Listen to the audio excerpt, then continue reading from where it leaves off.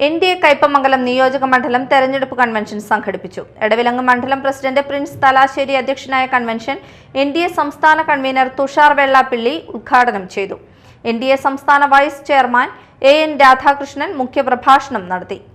കയ്പമംഗലം നിയോജക മണ്ഡലം സ്ഥാനാർത്ഥി അതുല്യ ഘോഷ് വെട്ടിയാട്ടിൽ, തൃശൂർ സൗത്ത് ജില്ലാ പ്രസിഡന്റ് AR ശ്രീകുമാർ, സൗത്ത് ജില്ലാ general secretary KP Unnikrishnan, BDJS Thrissur ജില്ലാ പ്രസിഡന്റ് PK രവീന്ദ്രൻ, സൗത്ത് ജില്ലാ vice president PS Anilkumar, Dinil Madhav, Sudhan, Selvan Manakkattupadi, Subheesh Chethippadathu, Soman Edamuttathu, Ajay Ghosh, Manoj Kalanthra എന്നിവർ സംസാരിച്ചു.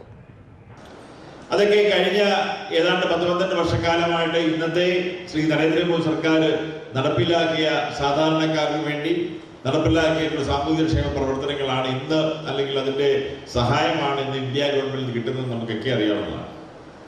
ഒരു ഗവൺമെന്റ് ഒരു ഇന്ത്യ ഗവൺമെന്റ് എന്ന് പറയുമ്പോൾ യഥാർത്ഥത്തിൽ ഇതിനു മുമ്പ് ഇന്ന് വരെ നമ്മൾ ആരെങ്കിലും എന്തെങ്കിലും സഹായം ഒരു കേന്ദ്ര സർക്കാരിന് കിട്ടിയിട്ടുണ്ടോ എന്ന് നമ്മളൊന്ന് ആലോചിക്കണം.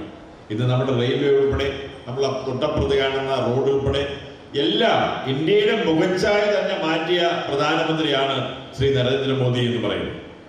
ഏതൊരു ഇന്ത്യക്കാരനും അഭിമാനത്തോടു കൂടി ഞാൻ ഇന്ത്യക്കാരനാണെന്ന് പറയാത്ത തരത്തിലേക്ക് നമ്മുടെ അഭിമാനം വളർത്തിയ ഒരു പ്രധാനമന്ത്രിയാണ് ഇന്ന് ഇന്ത്യ ഭരിക്കുന്ന സത്യാവസ്ഥ അറിയാവുന്നവരാണ് മലയാളികളായിട്ട് നമ്മൾ എല്ലാവരും.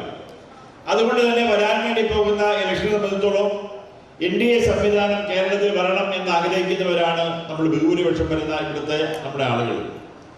പ്രത്യേകിച്ച് അഭ്യുദയത്തിലുള്ള ചെറുപ്പക്കാരെ സംബന്ധിച്ചോളം തൊഴിലുള്ള സാധ്യത ഇവിടുത്തെ നമുക്കറിയാൻ കഴിഞ്ഞ ഇന്ത്യ ഗവൺമെന്റ് നേതൃത്വത്തിൽ മേക്ക് ഇൻ ഇന്ത്യ ഉൾപ്പെടെയുള്ള ഒരുപാട് കർമ്മ പദ്ധതികൾ നടപ്പിലാക്കിക്കൊണ്ട് ഇന്ന് നമ്മൾ സാധാരണ വാങ്ങുന്ന പണ്ട് നമ്മുടെ ടെലിഫോണും എടുത്ത് പരിശോധിക്കുന്ന ഐഫോൺ ഉൾപ്പെടെയുള്ള നമ്മൾ വാങ്ങിക്കുന്ന ഫോണുകളെല്ലാം ഇന്ന് ഇന്ത്യയിൽ നിർമ്മിക്കുന്നതാണ്.